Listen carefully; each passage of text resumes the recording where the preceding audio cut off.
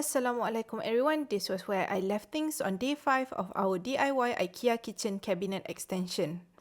Hari ini is day 6 and the last day of this project. Tinggal nak pasang the last crown molding detailing dan saya nak kena touch up mana-mana yang kami tercalar during installation. Dan at the end of the video, saya akan share juga the budget breakdown for this cabinet extension. Saya beli kayu balau yang tebal 12mm dan lebar 38mm. Dan dia datang siap-siap dengan chamfered atau rounded corner macam ni.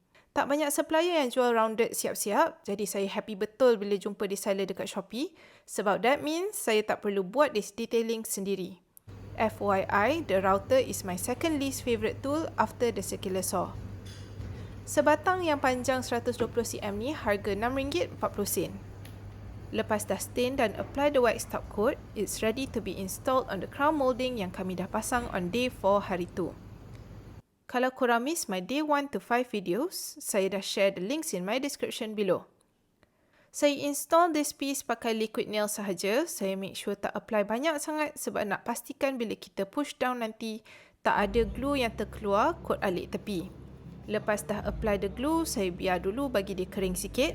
Lepas tu baru saya press down dekat the molding. Pegang the piece in place sampailah dia dah tak gerak dah. Lepas tu repeat for all. Lepas tu saya touch up mana-mana yang perlu dan apply some black silicone dekat all the gaps dan this is the final look. Alhamdulillah, lepas 4.5 tahun, kami finally dapat siapkan the full floor to ceiling built-in cabinetry untuk our kitchen dan dining room. One thing that I find amazing is, tak nampak beza mana yang kami pasang 4 atau 2 tahun lepas dengan the ones yang kami baru install. So, budget time. Untuk 9 cabinet frame method, kami spend dalam RM1,165. Untuk 11 pintu cabinet Lerhyttan, kami spend RM2,140. Hinges untuk 9 cabinet, kami spend RM35.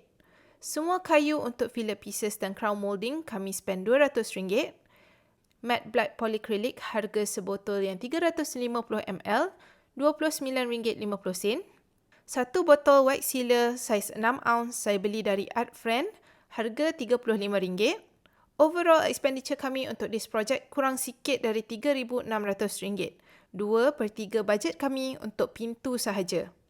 Mujurnya, the cover panels kami boleh pakai apa yang ada dari phase 1 time kami install the kitchen ni dulu. Kalau tak, sekeping kecil cover panel Lerhyttan ni harga RM125 dan yang besar sekali harga RM395. Walaupun time kami pilih nak go for a black kitchen ni, kami tak tahu yang boleh colour match easily. Saya bersyukur sangat that we went with the Lerhyttan line sebab senang nak colour match. Dan kami boleh customise banyak parts and we are not limited to the parts only sold by IKEA. Kalau korang rasa these types of videos is helpful to you, please subscribe to my channel for more. Saya list down juga all of my supply links dalam my description below. Thanks for watching everyone. Till next time.